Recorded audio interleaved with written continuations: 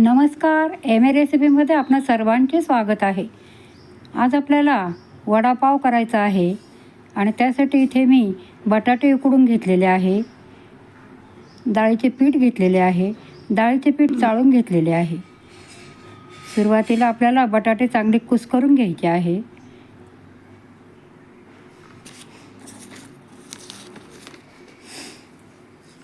आता gas on करून आणि कढई ठेवली आहे. त्यात 2 चमचे मी तेल टाकते. तेल तापले की मोहरी जिरे टाकून घेऊ.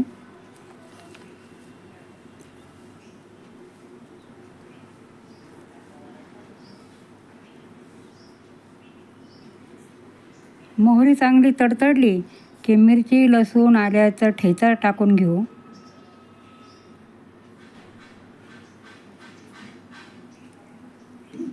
थोडी कोथिंबीर आपल्याला यात टाकायची आहे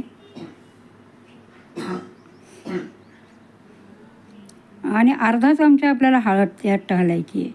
हिंग घालायचा आहे.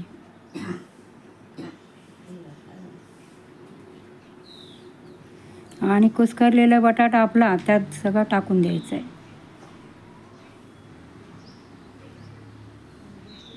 अशा वेळेला गॅस थोडा कमी करायचा. लो फ्लेमवरच भाजी करायची. थोडे चवीनुसार मीठ टाकून घेऊ आता.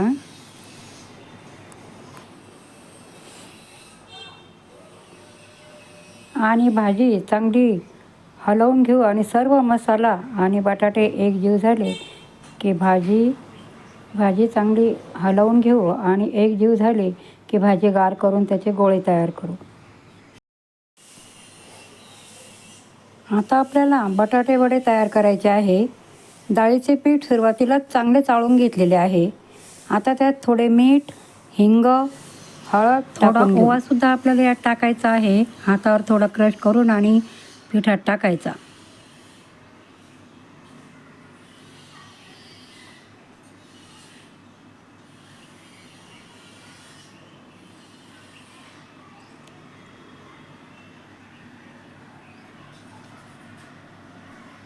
थोडी हळद टाकायची आहे आणि थोडं थोडं पाणी करून आपल्याला ते पीठ पूर्णपणे भिजवून घ्यायचं आहे.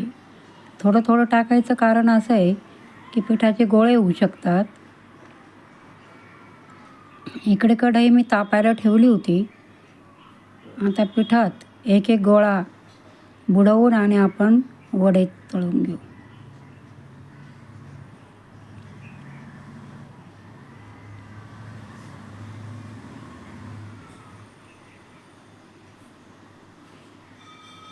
गॅस थोडा स्लो टू मिडियमच करायचा. छान खरपूस असे बटाटे वडे तळून घ्यायचे.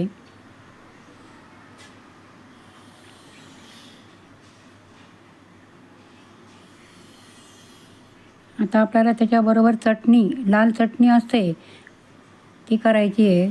आपण बटाटे वडे टाकताना जे बाजूला पडतं तेच आपल्याला मिक्सरच्या भांड्यात काढून घ्यायचं आहे. आणि त्यात थोडं तिखट,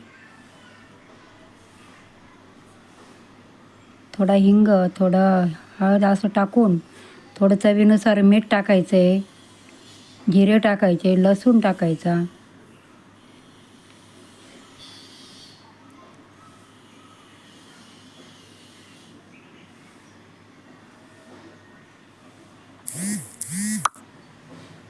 आणि आपले पाव असतो पावाचे तुकडे थोडे टाकायचे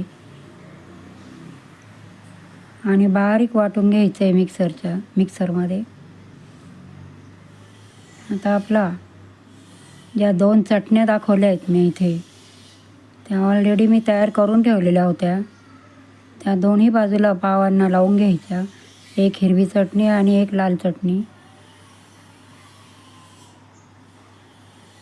आणि त्यावर बटाटा वडा ठेवून दुसऱ्या भागावर ही चटणी टाकायची आणि वडा बंद करायचा.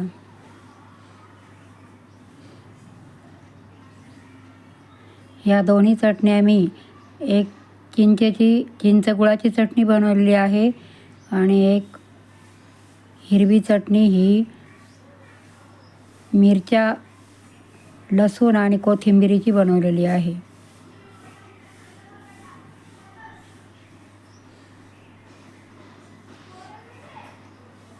खूपच छान आपले बटाटे वडे तयार झालेले आहे.